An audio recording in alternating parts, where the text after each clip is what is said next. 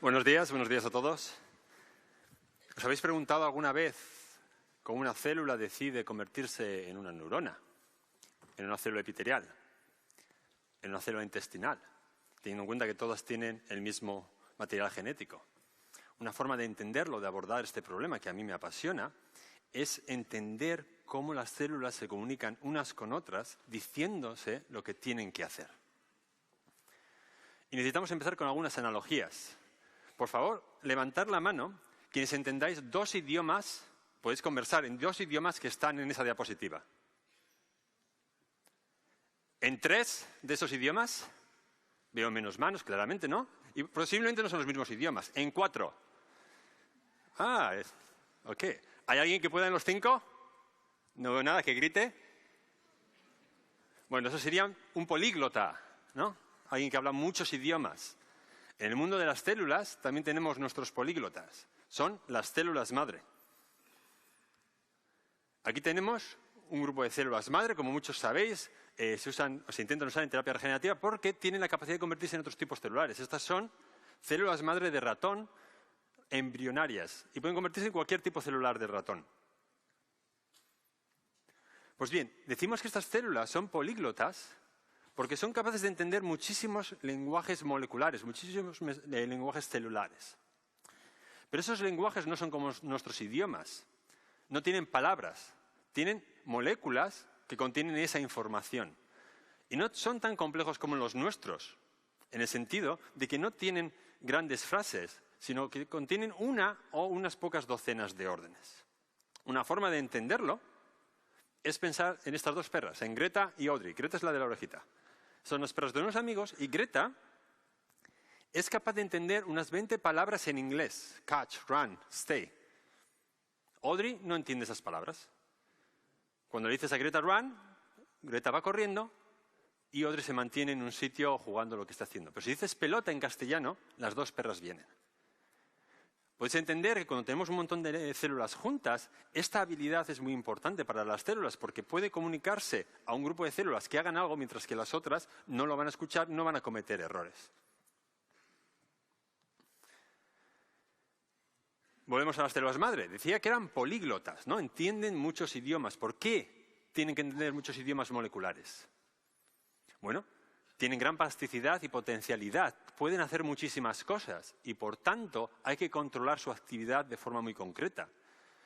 Si lo comparamos con una célula, por ejemplo, muy diferenciada, como la piel, al final de la piel, o las células diferenciadas del intestino, esas células ya no tienen que hacer muchas cosas, no tienen que tomar muchas decisiones. Y, por tanto, es mejor que no entiendan casi ningún lenguaje. Aquí tenemos algunos ejemplos de palabras, de órdenes que pueden entender estas células.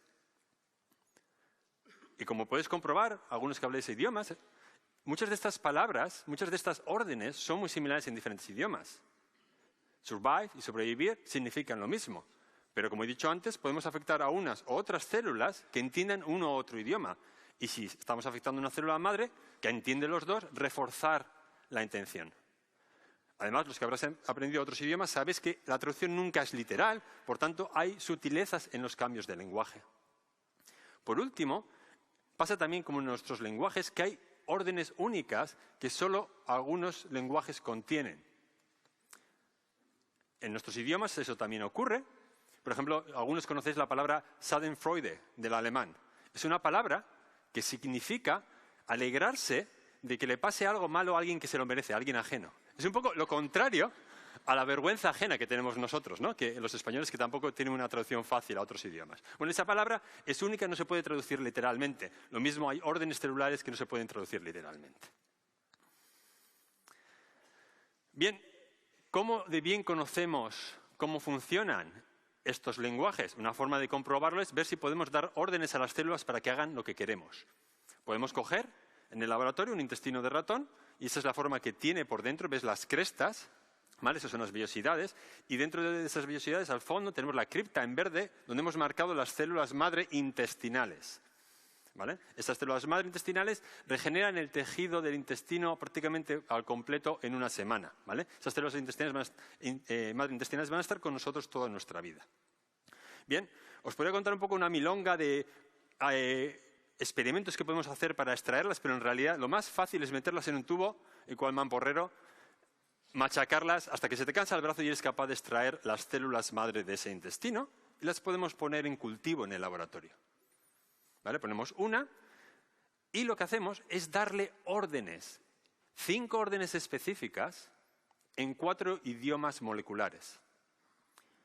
Y lo que ocurre, es la intención que tenemos, es que empiecen a cambiar, a convertirse en otra cosa. La célula madre crece, genera una bola y poco a poco va teniendo unas extremidades. Quizás aquí no sea tan fácil entender qué es cada cosa, pero si lo vemos en comparación a cómo es el interior del intestino, esa cripta que contaba, en vez de volvemos a tener las células madre y en otros colores el resto de células, lo que vemos es que está dado la vuelta y que tenemos un intestino en cultivo. Este tipo de mini órganos se llaman también organoides y tienen gran promesa en el mundo de la terapia regenerativa. Pero se están usando ya, de hecho, grupos holandeses, por ejemplo, en la terapia personalizada, porque puedes hacer una biopsia de un paciente del intestino, crecer esos mini órganos, mini intestinos en cultivo y tratarlos con diferentes fármacos. Bien, la pregunta que podemos hacernos ahora es, ¿cómo sabemos estas funciones? ¿Cómo las hemos aprendido?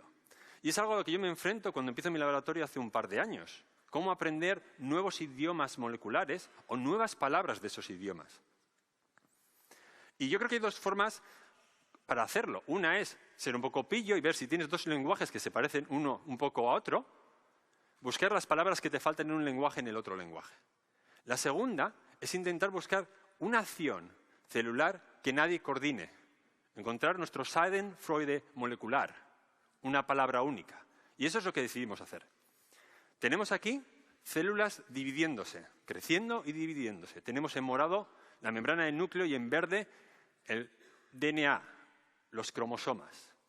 Veréis que algunas células van moviéndose, crecen y de repente la parte morada desaparece, los cromosomas en verde se condensan y se dividen en 2. Bien, sabemos que los lenguajes de comunicación celular son capaces de coordinar el crecimiento, el movimiento, incluso darle la orden de que se divida. Pero a la división, el proceso de división es un proceso mecánico muy rápido, dura unos 30 minutos en la realidad. Y es un proceso que lleva perfeccionándose desde la primera célula primogénea. Es un proceso que se cree muy bien controlado por el interior de la célula, que no requiere información externa. Sin embargo, si pensamos un poco en este problema, nos damos cuenta que las células no siempre se dividen correctamente. A veces cometen errores en ese proceso mecánico.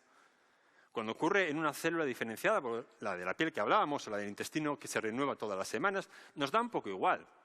Pero si ocurre en una célula madre que está con todos nosotros durante toda nuestra vida, es un problema grave. Muchos sabéis que eso puede derivar en enfermedades como el cáncer, pero además es un problema para las terapias regenerativas, porque cuando ocurre esto en células madre que usamos para una terapia, no podemos trasplantarlas. Lo que pensamos hacer nosotros es quitarle a estas células, algunas de estas células que entienden un lenguaje muy específico, un lenguaje que casi solo entienden las células madre. Y lo que vimos es que las células, muchas de ellas seguían dividiéndose de forma normal, sin ningún problema.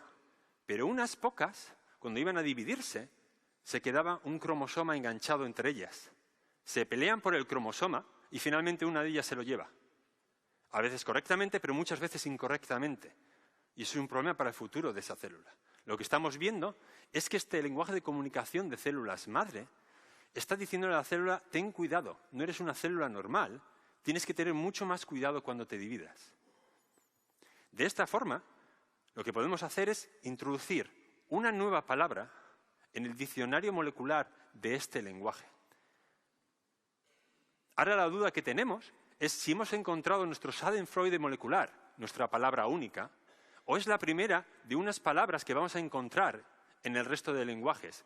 Palabras que le están diciendo a las células madre, tened un poquito de cuidado, que nos va mucho en ello. Muchas gracias.